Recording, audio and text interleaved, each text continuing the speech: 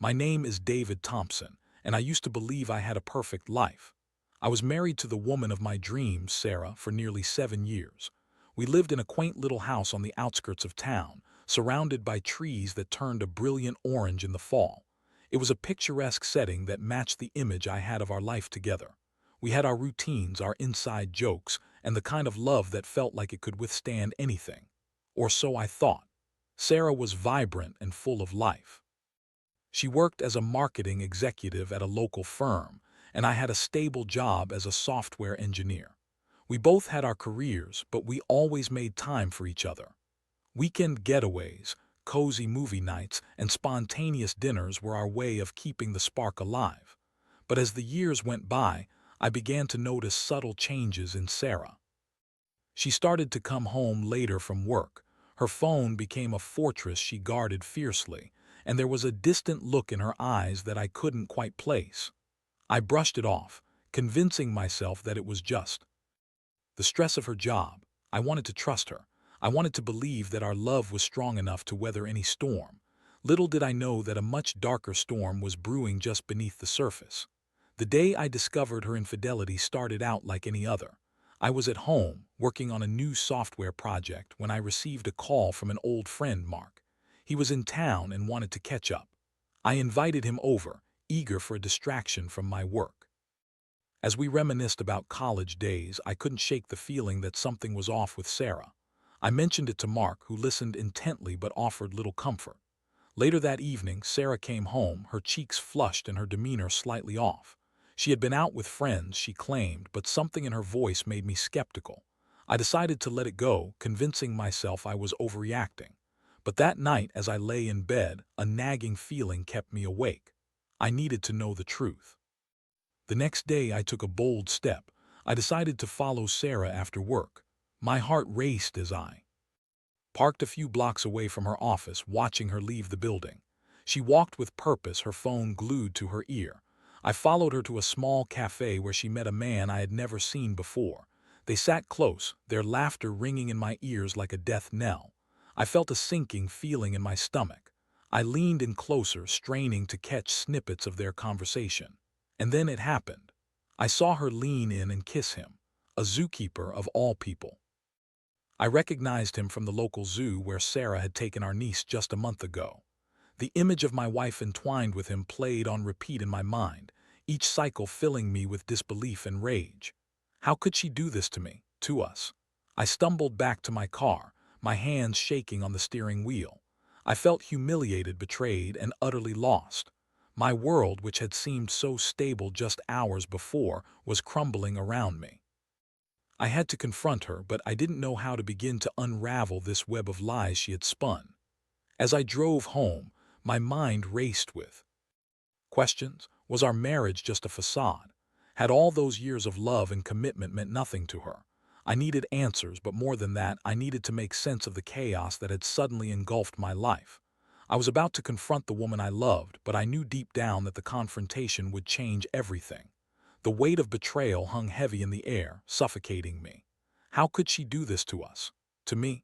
I could feel the rage bubbling beneath the surface, a tempest waiting to be unleashed. But I also felt something else, a cold determination. She would pay for this. I would make sure of it. The confrontation loomed over me like a storm cloud, dark and foreboding. I walked through the door of our home, my mind racing with the images of Sarah and that man together. The house felt eerily quiet, the familiar sense of our life together now tainted with betrayal. I could hear the clock ticking in the background, each tick a reminder that time was slipping away. I had to face her, but I didn't know how to start. Sarah walked in a few minutes later, her expression brightening as she spotted me. "Hey babe, you're home early," she said, her voice laced with that feigned cheerfulness that had always charmed me. "Yeah, I wanted to talk to you about something," I replied, my throat tightening. I could hardly muster the words. I had rehearsed this moment in my head 1,000 times, but now that the moment was here, I felt paralyzed. "Sure, what's on your mind?" she asked, oblivious to the storm brewing behind my eyes. I took a deep breath, my heart pounding in my chest. "I saw you yesterday," I said, the words tumbling out before I could stop them. Her smile faltered, and for a brief second I saw a flicker of panic in her eyes. Saw me? What do you mean? Don't play dumb, Sarah. I followed you after work. I saw you with him, I said, my voice rising in intensity. I saw you kiss him. The silence that enveloped us was deafening. Her face drained of color, and I could see the wheels turning in her mind as she struggled to formulate a response. David, I can explain. Explain what? Interrupted, my anger boiling over. What could possibly justify what you did? You were supposed to be my partner, my confidant. How could you betray me like this?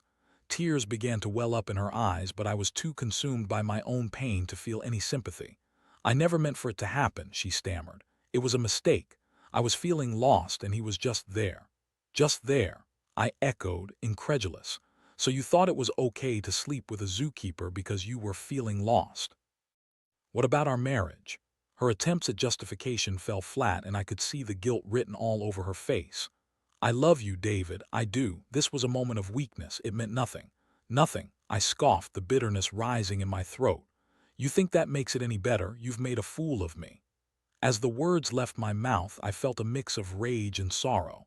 I had trusted her completely, and she had shattered that trust in the most humiliating way. I had always thought we had a strong foundation, but now it felt like everything was built on sand. David, please, she pleaded, her voice trembling. I never wanted to hurt you. I don't know what I was thinking.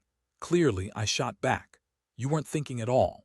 I turned away, my heart racing as I tried to process the whirlwind of emotions. I felt like I was losing control. The pain of betrayal was sharp, cutting deeper than I could have ever anticipated. I wanted to scream, to lash out, but I knew I had to remain calm. While she continued to cry, I began to formulate a plan. The rage inside me morphed into something darker, a desire for revenge. It wasn't enough for her to just apologize. I wanted her to feel the weight of her actions, to understand the depth of her betrayal. I glanced back at her, still sobbing on the couch. You'll regret this, I said, my voice steady. You'll regret what you've done. As I walked out of the room, I felt a sense of purpose take hold of me. I was no longer just a hurt husband. I was a man on a mission. I would expose her for what she was, and I would make sure that everyone knew the truth. The thought brought a twisted sense of satisfaction. I couldn't let her get away with this, not just for me, but for the love I had once thought we shared. I needed to plan my next steps carefully. The idea of revenge began to crystallize in my mind, and I felt a rush of adrenaline. I would turn the tables on her and show her just how deep the consequences of her betrayal could go. The days following my confrontation with Sarah felt surreal. I moved through life like a ghost, existing in a haze of anger and betrayal. Each morning I would wake up next to her, the woman who had shattered my trust, and each night I would lie awake, plotting my revenge. I needed to expose her and that zookeeper for what they truly were, a couple of selfish liars who thought they could play with people's lives without consequences. I spent hours on my computer, researching everything I could find about the local zoo and its employees. It wasn't difficult. The zoo had a decent online presence, and I quickly discovered that the zookeeper, Mark, had been with the zoo for several years. He was well liked, known for his charming demeanor and the way he handled the animals. But I knew that beneath that facade lay a man who had crossed a line with my wife and had no regard for the destruction he was causing. As I dug deeper, I stumbled upon a few online forums where people discussed their visits to the zoo. Comments about the zookeeper's friendly behavior and how he had a way with the female visitors caught my eye. My heart raced at the thought of using this information to my advantage. I could paint a picture of Mark as a predator, someone who preyed on vulnerable women. I could make it clear that Sarah was not the only one he had deceived. I also discovered that the zoo was hosting a special event, a behind-the-scenes tour, where guests could interact with the animals and learn about the zookeeper's daily routines. This was my opportunity. I could expose Sarah and Mark in front of a crowd, turning the very place where their affair had flourished into the stage for my revenge. The night before the event, I could sleep. My mind raced with the possibilities of how I would reveal the truth. I had gathered evidence, text messages from Sarah's phone that I had secretly copied when she left it unattended, photos of her, and marked together that I had taken from a distance. I was ready to turn Sarah's world upside down, to make sure that everyone knew what she had done. The next day, I arrived at the zoo early, my heart pounding with a mix of excitement and dread. I had arranged for a friend, Jake, to help me with the execution of my plan. He was good at blending in and had a knack for getting people's attention when he needed to. I could trust him to keep things under control while I made my move. As the tour began, I watched Sarah from a distance, her face lighting up as she interacted with the animals. She looked completely at ease, oblivious to the storm brewing just outside her view. I felt a pang of sadness at the sight of her, but I quickly pushed it aside. This was about justice now, about making her understand the consequences of her actions. When the time was right, I signaled to Jake. He nodded, and we moved closer to the group gathered around Mark, who was demonstrating how to feed a giraffe. I could see Sarah's eyes sparkling as she watched him, and it took every ounce of restraint not to rush in and confront them right then and there. But I had to stick to the plan. As Mark finished his demonstration, I stepped forward, my voice steady and loud enough to draw attention. "Excuse me, everyone. I think it's time we had a little chat about what really goes on behind the scenes here at the zoo." The crowd turned to look at me, curiosity piqued. Sarah's expression shifted from joy to confusion, and I could see the blood drain from her face as she realized what was happening. "David, what are you doing?" she hissed, her eyes wide with panic. I ignored her and continued. "This man right here, Mark, has been having an affair with my wife. That's right, folks.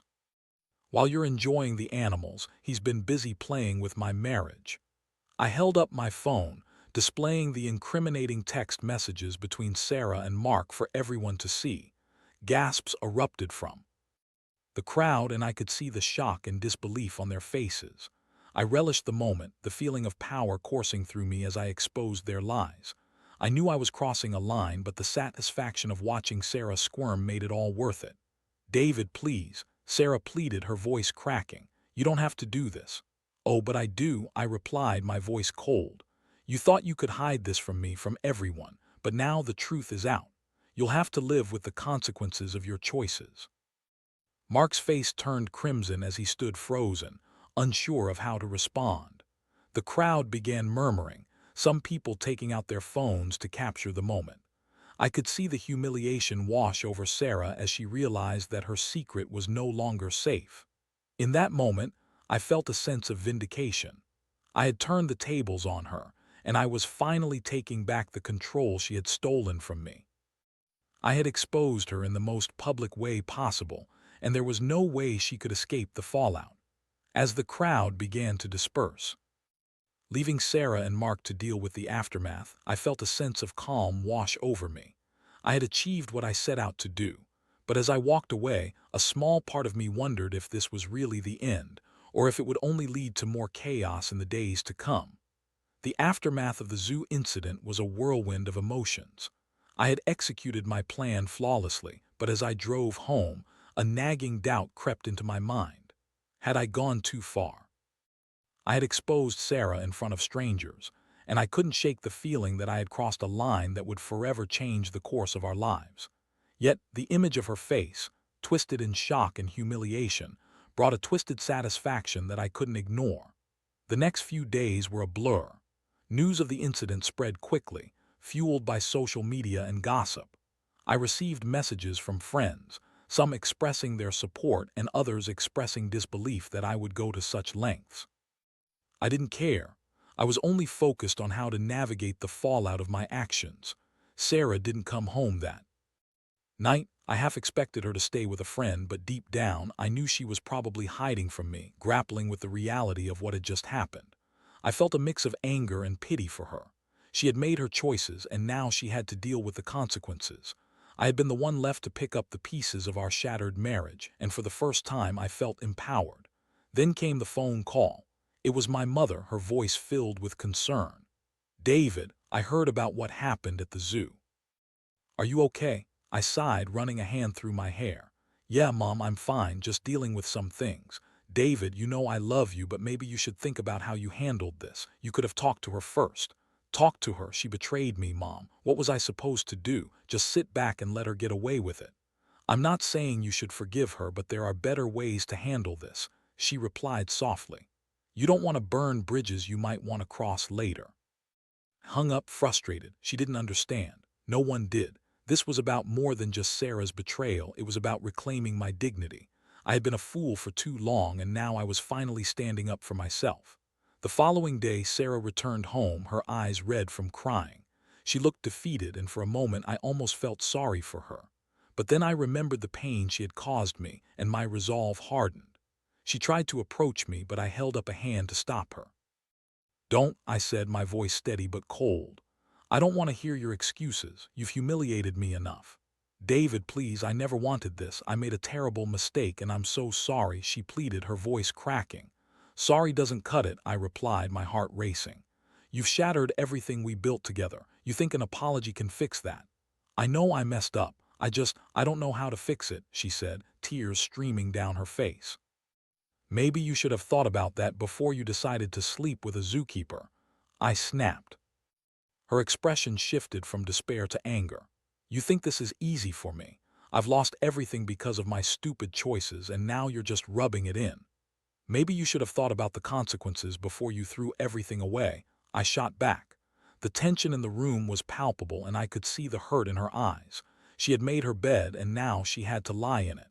I wasn't going to let her manipulate my emotions. Days turned into weeks, and the fallout continued. Sarah lost her job due to the scandal, and her reputation took a massive hit. I watched as her world crumbled and felt a mix of satisfaction and guilt. I had wanted her to feel the repercussions of her actions, but seeing her in pain was a double-edged sword. I found myself questioning my own motives. Was I really seeking justice, or had I simply become a puppet of my own anger? I had turned our lives into a public spectacle, and while I had exposed her, I had also exposed myself. Friends and acquaintances viewed me differently now, and I couldn't shake the feeling that I had become the villain in this story. One night I sat alone in the living room, staring at the empty space beside me where Sarah used to sit. I missed the companionship, the laughter, and even the mundane moments we had shared. I thought about the love we once had and wondered if it was worth salvaging. But then I remembered the betrayal, the lies, and the humiliation. Could I really forgive her? As I wrestled with these thoughts, my phone buzzed with a message from Jake. "Hey man, just checking in. How are you holding up?" I typed back quickly, "Not great, just trying to figure things out." He responded almost immediately. "You know, revenge is a tricky game. You've got to be careful how far you go. Sometimes it can come back to bite you." His words struck a chord, and I realized that perhaps I had been too consumed by my desire for revenge. I had wanted to show Sarah the consequences of her actions, but in doing so, I had also lost a part of myself. Maybe it was time to reevaluate my approach. I didn't want to be the villain in this story. I wanted to reclaim my life, but I also needed to decide what that would look like moving forward. The question loomed over me. Was it possible to find a way to heal, or had I already burned too many bridges? The days dragged on, and the weight of my choices pressed heavily on my shoulders. I had exposed Sarah, but the thrill of revenge had faded, replaced by a gnawing emptiness. I spent my evenings in silence, replaying the moments of confrontation and the fallout in my mind. Each memory felt like a dagger, and I knew I had to confront the reality of what I had done. One evening, I found myself sitting at the dining table, staring at the remnants of dinner. The silence was deafening, and the absence of Sarah's laughter echoed in my mind. I realized that while I had sought to punish her, I had also lost a part of myself in the process. The anger that had fueled my actions was now a distant memory, leaving behind a hollow ache. As I cleaned up, I caught sight of a framed photo of us from happier times, Sarah and me at a beach, sun-kissed and carefree. It felt surreal to look at it now, as if it belonged to another life. I picked it up, running my fingers over the glass, and for the first time I allowed myself to feel the weight of my grief. I missed her, and despite everything, I still loved her. In that moment, I made a decision. I would confront Sarah one last time, not to lash out but to find closure. I needed to understand if there was any possibility of rebuilding what we had lost, or if it was time to part ways for good. When I called her, I could hear the hesitation in her voice. "David, I didn't expect to hear from you. Is everything okay? Can we talk?" I asked, trying to keep my tone neutral. "Of course," Where? Let's meet at the park, it's quiet there. When we arrived at the park, the sun was setting, casting a warm glow over everything. I could see Sarah sitting on a bench, her posture tense as I approached. She looked different, more vulnerable, stripped of the bravado she had shown during our last confrontation. "Hey," I said, taking a seat beside her. "Hey," she replied, her voice barely above a whisper. We sat in silence for a moment, the weight of our shared history hanging between us. Finally, I broke the ice. "I wanted to talk about everything that happened. I'm not proud of how I handled things." "I'm not proud of what I did," she said, her voice shaking. "I know I hurt you and I wish I could take it all back. I wanted to make you feel the pain you caused me," I admitted, my voice steady. "But in doing so, I lost sight of who I was. I didn't just hurt you, I hurt myself too." Tears welled in her eyes and she nodded slowly. "I understand. I was selfish. I thought I could escape my problems, but I just made everything worse." The honesty in her voice struck a chord within me. I realized that while her betrayal was a deep wound, it was also a symptom of something larger. We had both been struggling in our own ways, lost in our lives and unable to communicate. "I still care about you, Sarah," I said, my voice softening, "but I don't know if we can come back from this. I love you, David. I made a terrible mistake, but I want to make things right. I want to work on us if you'll let me." Her words hung in the air and I felt a surge of conflicting emotions. Part of me wanted to embrace her, to forget the pain and start anew. But another part of me was terrified of opening that door again, of being hurt a second time. "Trust is hard to rebuild," I said cautiously. "I don't know if I can just forget everything that happened." "I don't expect you to," she replied, her voice steady. "But I'm willing to do whatever it takes to earn your trust back. I'll be honest and I'll work on myself. I just need a chance." We sat in silence again, the weight of our conversation settling over us. I could see the sincerity in her eyes, and for the first time in weeks I felt a glimmer of hope. Maybe we could find a way to heal, but it would take time and effort from both of us. "I'm not ready to forgive you yet," I finally said, my voice firm but gentle. "But I'm willing to try. I think we both need to figure out what we want." Sarah nodded, tears spilling down her cheeks. "Thank you for giving me that chance. I won't let you down again." As we parted ways that evening, I felt a sense of relief wash over me. The path ahead was uncertain, but at least we were both willing to walk it together. I knew there would be challenges, but for the first time since discovering the affair, I felt a flicker of hope. I would take it one day at a time, and together, we could explore the possibility of rebuilding our marriage. It wouldn't be easy, but perhaps in the ashes of betrayal, we could find a new beginning. The weeks that followed our conversation in the park were a delicate dance of emotions. Sarah and I began to navigate our new reality, one filled with cautious optimism and lingering doubts. We agreed to attend couples therapy, hoping that a neutral third party could guide us through the murky waters of our relationship. It was a step toward healing, and I was determined to give it a fair chance. At our first session, the therapist, Dr. Jensen, encouraged us to express our feelings openly. I found it difficult to articulate the depth of my hurt, but as Sarah spoke, I could see the remorse etched on her face. She was genuinely trying to understand the impact of her actions. It was painful to hear her recount her thought process during the affair, but I also recognized that she was no longer the woman who had betrayed me. She was fighting to rebuild herself and, in turn, our marriage. "I know I hurt you, David," she said during one session, her voice trembling. "I was so caught up in my own insecurities that I didn't think about how my actions would affect you. I'm sorry for being so selfish." "I need to know that you're committed to changing," I replied, my voice steady. "This isn't just about saying the right things, it's about showing me through your actions." Dr. Jensen nodded, guiding us through the process of rebuilding trust. "It's essential to create a safe space for both of you to express your feelings," she advised. "Trust takes time to rebuild, and it's okay to have setbacks along the way." As we continued our sessions, I found myself grappling with the duality of my feelings. I still felt anger and betrayal, but I also felt a flicker of hope. We began to communicate more openly, addressing the issues that had led to Sarah's infidelity in the first place. It became clear that we had both neglected our emotional needs, allowing distance to creep into our marriage. One evening, as we sat on the couch discussing our day, Sarah reached for my hand. "I want you to know that I'm committed to making this work, David. I'll do whatever it takes," she said, her gaze steady. "I want that too," I replied, squeezing her hand. "But it's going to take time. I need to see consistency from you, and I need to work on my own feelings too." We agreed to set aside time each week for a relationship check-in, where we could discuss our feelings and any concerns that arose. It was a small but significant step toward rebuilding our connection. As the months passed, I began to see changes in Sarah.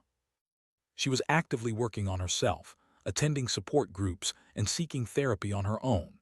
She was trying to understand the patterns that had led her to make such a devastating choice.